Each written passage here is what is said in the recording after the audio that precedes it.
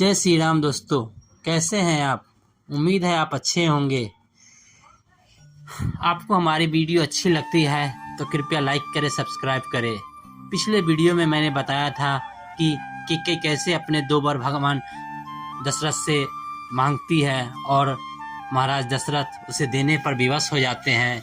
उसके बाद यह तय होता है कि राम को वनवास जाना होगा। उसके बाद ये भी मैंने बताया कि माता कौशल्या से प्रभु श्री राम कैसे विदा लेते हैं और साथ में सीता और लक्ष्मण भी प्रभु श्री राम के साथ जाने का अनुग्रह करते हैं। अगर आपने ये सब वीडियो देख ली है तो आपका धन्यवाद। अगर आपने नहीं देखी है तो कृपया देख ले, हमारे चैनल में आपको ये सारी वीडियो मिल जाएगी। आज का वीडियो मैं बनाने जा रहा हूँ जो है वनगमन पूर्व राम के द्वारा दिया गया दान। तो आइए आपको विस्तार से बताते हैं। बड़े भाई राम की आज्ञा अनुसार लक्ष्मण गुरु वशिष्ठ के पुत्र सुयग को अपने साथ ले आए। राम और सीता ने अत्यंत श्रद्धा के साथ उनकी पददक्षिणा की।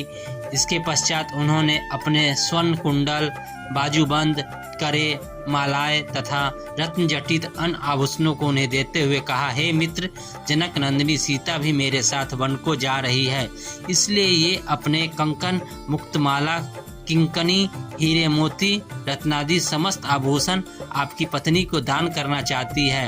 आप इन आभूषणों को सीता की ओर से उन्हें आदर तथा नम्रता के साथ समर्पित कर देना। मेरी यह स्वर्ण जटित सैया अब मेरे लिए किसी काम का नहीं है, अतः आप इसे भी ले जाइए। मेरे मामा ने अत्यंत स्नेह के साथ मुझे यह हाथी दिया था, इसे भी आप सहस्त्र स्वर्ण मुद्राओं के साथ आप स्वीकार करें। राम के वनगमन के विषय में ज्ञात होने पर सुयग के नेत्रों में आंसू भर आए। सजल नेत्रों के साथ राम के द्वारा प्रदान की गई वस्तुओं को उन्होंने ग्रहण किया और आशीर्वाद दिया। हे राम, तुम चिरंजीवी हो जाओ। तुम्हारा 14 वर्ष का वनवास तुम्हारे लिए निष्कंटक और कीर्तिदायक हो। वनवास की अवधि समाप्त होने पर लौटने पर तुम्हें अयोध्या का राज पुनः प्राप्त हो। इस प्रकार आशीर्वाद देकर गुरुपुत्र सुयग विदा हुए। उसके बाद राम ने अपने सेवकों को, जो कि राम के वनवास से दुखी होकर रो रहे थे, बहुत सारा धन दान में दिया और सांत्वना देते हुए बोले, तुम लोग यहीं रहकर महाराज, माता कौशल्या, सुमित्रा, कैकेयी, भरत, शत्रुघ्न एवं अन्य गुरुजनों की तन मन लगाकर सेवा करना। सदैव इस बात का ध्यान रखना कि उन्हें किसी प्रकार की असुविधा न हो। फिर राम ने अपनी समस्त व्यक्तिगत संपत्ति को मंगवाकर सीता के हाथों से उसे गरीब, दुखी, दीन दरिद्रों में बंटवा दिया। राम और सीता के द्वारा मुक्त हस्त से दान दिए जाने की चर्चा सारे नगर में दावानल की भांति फैल गई। उन दिनों अयोध्या के समीपवर्ती एक ग्राम में गंगोत्री त्रिजटा नामक एक तपस्वी ब्राह्मण निवास करता था। उनकी बहुत सी संतानें थी और वह अत्यंत दरिद्र था। उसे अपनी गृहस्थी का पालन पोषण करने में अत्यंत कठिनाई होती थी।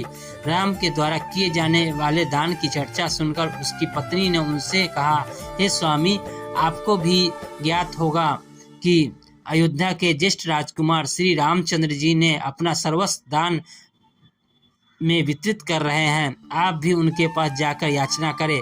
हमारी निर्धनता और दरिद्रता से तथा आपकी याचना से द्रवित होकर दयालु राम हम पर भी अवश्य ही दया करेंगे और इस दरिद्रता से हमारा उद्धार कर देंगे। तपस्वी त्रिजटा याचना में रुचि नहीं रखते थे, किंतु पत्नी के बार बार प्रेरित किए जाने पर वे विवश होकर प्रभु श्री राम के दरबार की ओर चल पड़े। वे शीघ्र अतिशीघ्र एक के बाद एक 5 ड्योढ़िया पार करके राम के समक्ष जा पहुँचे। उनकी तपस्या जनित तेज और ओज प्रभावित से राम बोले, हे तपस्वी, हे ब्राह्मण देवता, आपका हृदय तीव्र गति से संपादित हो रहा है और सुभर भाल और श्वेत कण झलक रहे हैं। ऐसा प्रतीत होता है कि आप बहुत दूर से तीव्र गति से चले आ रहे हैं। आपकी वेशभूषा आपके धन का अभाव का परिचय देता है, अतः आपने अपने हाथों में जो दंड रखा है उसे आप अपनी पूर्ण शक्ति के साथ फेंकिए। यह दंड जहाँ भी जाकर गिरेगा, आपके खड़े होने से उस स्थान तक जितनी गौएं खड़ा हो सकेगी मैं आपको अर्पित कर दूंगा और उन गौओं के भरण पोषण के लिए भी पर्याप्त साधन जुटा दूंगा। इस आदेश को सुनकर त्रिजटा ने पूरी शक्ति के साथ दंड फेंका। दंड सरयू नदी के दूसरी पार जाकर गिरा। राम ने उसके बल की सराहना करने तथा उसकी अपनी प्रतिज्ञा अनुसार गौएं दान में दी। उनको विदा करने के पूर्व स्वर्ण, मोती, मुद्राएं, वस्त्र आदि भी दान में दिया। इस प्रकार अपनी असंख्य धनराशि का दान कर सबको संतुष्ट करने के पश्चात वे सीता और लक्ष्मण के साथ पिता के दर्शनों के लिए चल पड़े। ये थी आज की कहानी। कल फिर एक नई कहानी आपको लेकर आऊँगा प्रभु श्री राम से जुड़ी। आपको मेरी कहानी कैसी लगती है कृपया जरूर बताएं।